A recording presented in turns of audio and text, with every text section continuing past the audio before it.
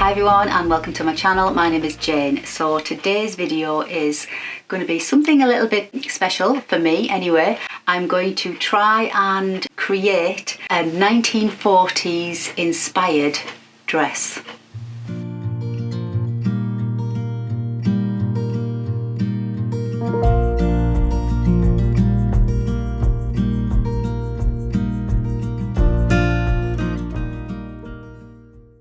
So yes, that is the plan for today's video, and I'm hoping that it will be in a series of three, a little mini series of 3 episodes. So today it's going to be the planning and the style and the fabrics. The next video is going to be hopefully me drafting said dress, and the third video will be me sewing said dress and the reveal. The whole idea is for me to start it now in October, so I'm planning it now, hopefully drafting it in November and then sewing it in December, ready for me to wear on Christmas Day, because we're all going out for lunch this year. Hurrah! After a few years of not going anywhere, so we're all going out for Christmas Day lunch, and I just want to wear a really nice dress and just get dressed for the occasion. So that's the idea behind it. Before I continue on further into this video, I am absolutely excited to announce that this video is being brought to you today by Lily Silk. So a little bit about Lily Silk. So when they approached me, I obviously did a bit of research into the company to make sure it was, it was a brand that I wanted to work with. And when I saw that they worked with purely silk and cashmere natural fibres, then obviously I didn't hesitate. The products are absolutely stunning, and they sent me a couple of samples for me to try. I've never had silk in my life. This is the first time I'm wearing silk against my skin, and it's the most beautiful, soft, silkiest feeling ever. Mabel has never looked so smart too. She has got the pyjama top on. They sent me this beautiful pair of teal silk pyjamas, and I'm wearing this dusky rose blouse, and they've also sent me some pillowcases in this gorgeous gold colour, and I've never slept on a silk pillowcase, so I cannot wait to try sleeping on these. And also another reason why I was so happy to be working with Lily Silk is I do like their ethics. They are also trying towards their part in contributing to zero waste environment. Obviously, if we all do our part, then we should hopefully get there one day. And obviously the products are beautifully made, and because they're natural fibres, they will last a long time, which is obviously encouraging us to be able to mix and match our wardrobes, create different outfits without buying lots and lots of different clothes. So I just love their viewpoint on that. And this blouse, obviously I'm wearing it today with my Durban overalls because it goes really well with this outfit, and I've managed to be able to mix and match already with a couple of things. I've added a knitted vest and one of my crochet shoulder snugs, just to give different outfits, just using the one blouse and one pair of overalls, and I've got 3 different looks. This blouse is going to go with so many things in my wardrobe, I can't tell you. It's going to go with my skirts, my pinafores, I can dress it up, I can dress it down. Oh, I just love it already. So yes, so thank you so much Lily Silk for sending me these products to try, and thank you so much for sponsoring this video. So moving on to my 1940s inspired dress. So I have been scouring Pinterest and the internet, as you do. I've always loved vintage. I like to pick parts of it out and maybe add it into my wardrobe. I wouldn't necessarily dress 1940s, 1930s or 1950s, full on dress, but I just love the look. So feminine and beautifully made, and just the designs from the 30s, the 40s, the 50s, and even some of the 1960s. I just love the designs, always have done, and the shoes and the handbags, everything and the little hats, all those things that go with it. And obviously, as I said in the intro, we are going out for lunch for Christmas Day this year, and I wanted to get dressed up because I haven't got dressed up for about 3-4 years now. Christmas Day, the last 3 years we've stayed in, so this year I thought, right, we're going to go and get dressed up. So I thought I'm going to make myself a really nice special dress.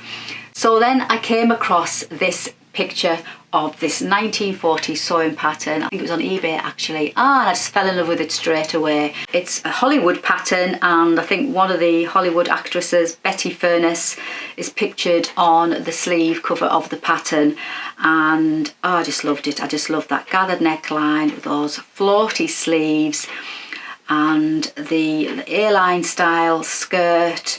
I just thought it was absolutely gorgeous, so I thought, I wonder if I could create that. So I'm setting myself a massive challenge. So I'm hoping, it's quite a challenge I'm giving myself, but if you don't give yourself challenges, then you never grow and you never learn, do you? So that's what I'm always trying to do. And I thought, set myself this challenge.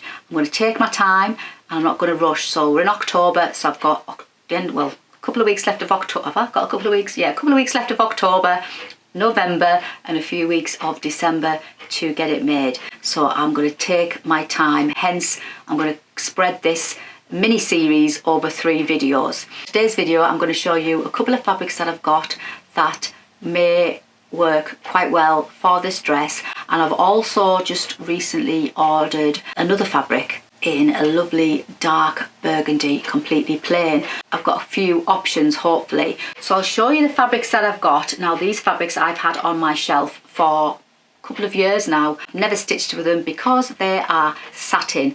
I've never stitched with satin before, so if you remember my video, my chiffon blouse, I stitched with chiffon before and took my time and it worked out perfectly well. So I've got this satin, so I'm hoping that will be the same. So it's got a little bit of a story behind this satin. They are very, very similar.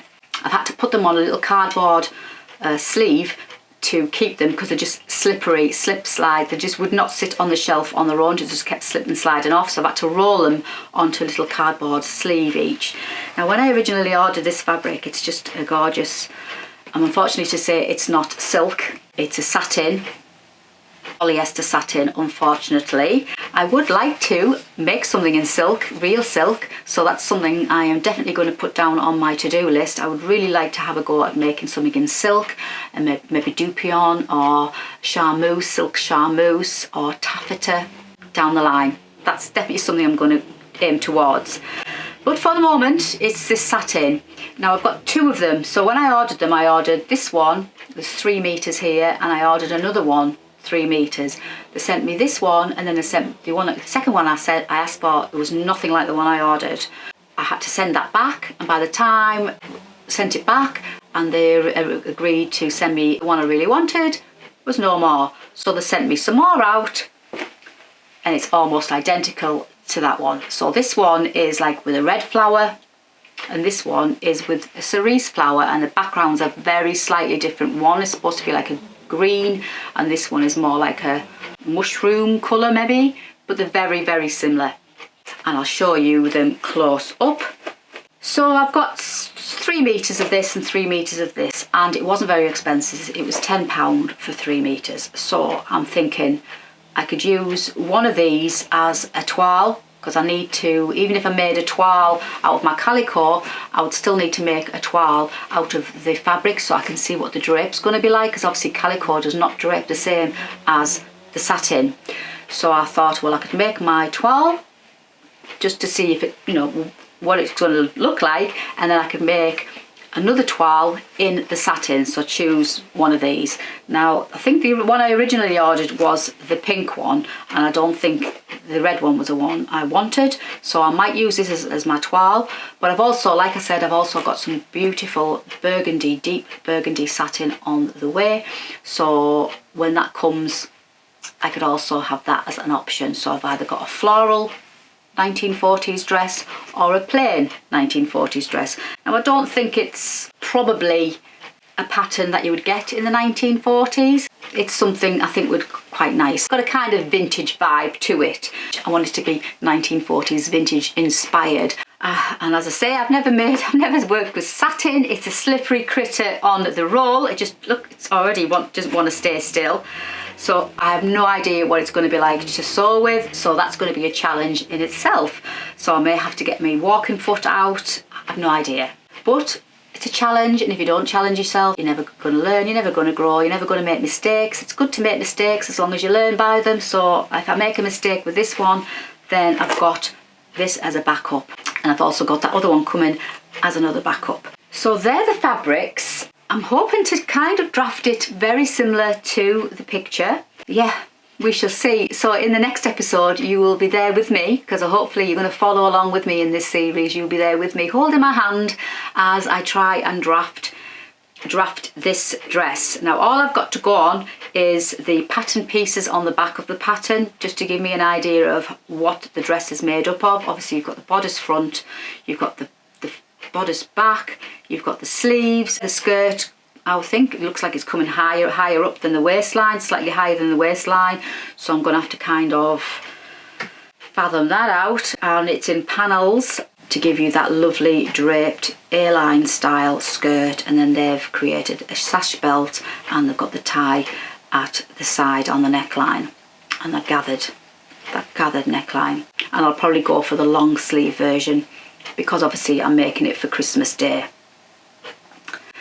So who knows, but yeah, that's the plan. So hopefully you'll join me in my 1940s vintage dress project, and if it goes well and I can get it kind of drafted into something that I want to then go on to the next stage, then I may order myself some 1930s style Mary Jane shoes I've had my eye on for quite some time, and I just think they would be the bee's knees to go with my dress. And I've got a couple of vintage style handbags. I do collect evening bags and handbags, so I may have a rummage through those and see if I've got anything that I could like use for Christmas Day.